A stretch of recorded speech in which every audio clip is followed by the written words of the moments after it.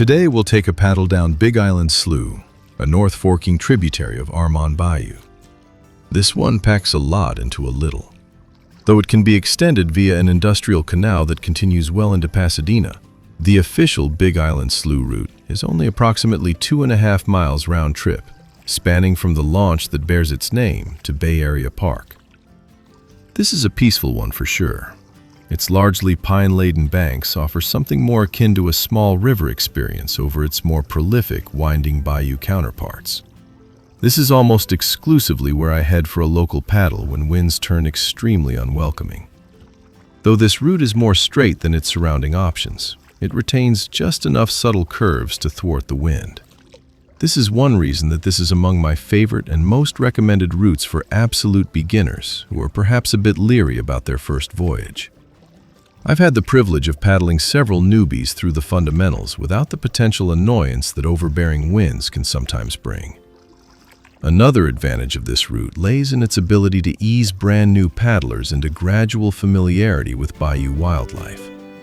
There are usually quite a few birds, with an emphasis on cranes and egrets that often line the slough's banks. There seem to be significantly less visible alligators on this route, as I've only seen a handful of smaller ones in all my years of traversing her waters. There is a fair chance that you'll encounter Levi, the native 5-footer on the right-hand jog leading to the slough from Bay Area. He's generally nice and passive and will offer new paddlers an exciting glimpse of what they can expect as they grow more familiar and comfortable with these often misunderstood creatures. I've known several prospective paddlers who were understandably turned off from this wonderful pastime by the shock of rounding a corner on the main leg of Armand Bayou to be confronted by a 13-foot behemoth on their initial paddle. Big Island Slough avoids that prospect altogether with its smaller gator presence and longer draw distances.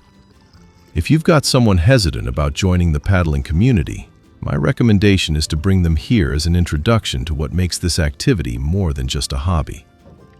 As mentioned, this route can be embarked upon from either Bay Area Park or Big Island Slough Park.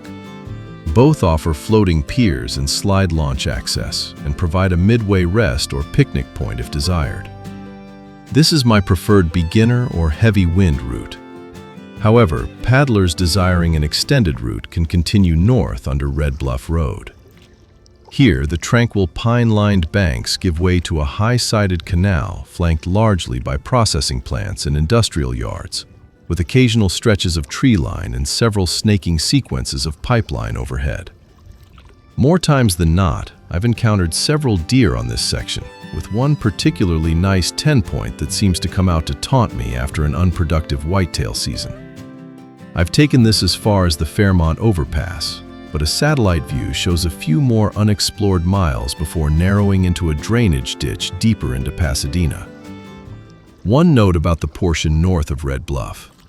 Its high banks can serve as shelter from the wind or as a wind tunnel, so know your conditions. That about does it for this deep dive into Big Island Slough. It's a great and most often relaxing route with just the right amount of shelter and wildlife to give paddlers of all ages and stages an immersive experience. Give it a shot. Paddle smart. God bless.